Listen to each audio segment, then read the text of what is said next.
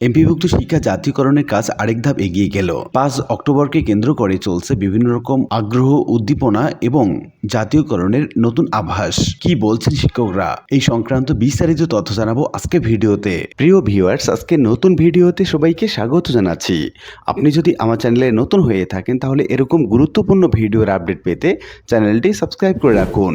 ভালো লাগলে like, comment করুন আর সম্পূর্ণ ধারণা পেতে পুরো ভিডিওটি না টেনে দেখুন। তাহলে শুরু করা যাক।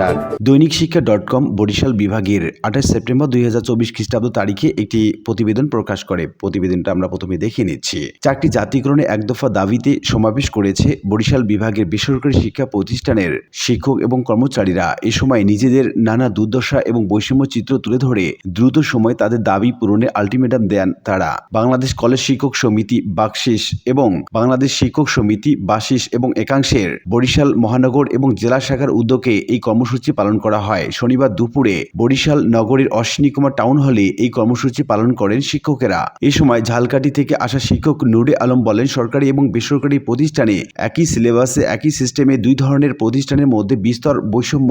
সরকারি প্রতিষ্ঠানের শিক্ষকেরা মূল বেতনের 50% হারে বাড়ি ভাড়া পেলেও আমরা পাই 1000 টাকা। বাংলাদেশে কোথাও বাড়ি ভাড়া 1000 টাকা আছে কিনা সেটা সরকারের কাছে জানতে চাই। বানারী পাড়ার চাখার শেরি বাংলা একে ফজলুল হক ইনস্টিটিউটের সহকারী শিক্ষক মোহাম্মদ আব্দুর রাজ্জাক বলেন, আমাদের দাবি একটাই, সেটা হচ্ছে জাতীয়করণ। সরকারি শিক্ষকেরা চিকিৎসা ভাতা 1500 টাকা পেলেও আমাদেরকে দেয়া হয় মাত্র 500 টাকা। উৎসব ভাতা, বাড়ি ভাড়া সহ প্রতিটি জায়গায় সরকারি আর বেসরকারি শিক্ষকদের মধ্যে রয়েছে আকাশসম বৈষম্য।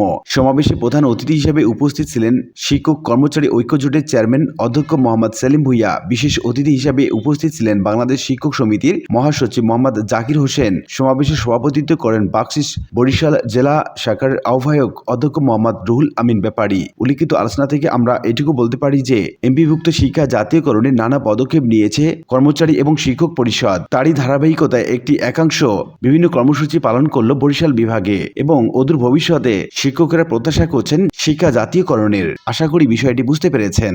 আর আজকের ভিডিওটি এ পর্যন্তই। আশা করি ভিডিওটি আপনাদের ভালো লেগেছে। ভিডিওটি ভালো লাগলে লাইক, কমেন্ট করতে ভুলবেন না। দেখা হবে অন্য কোনো ভিডিওতে। সে পর্যন্ত সবাই ভালো থাকবেন। ধন্যবাদ।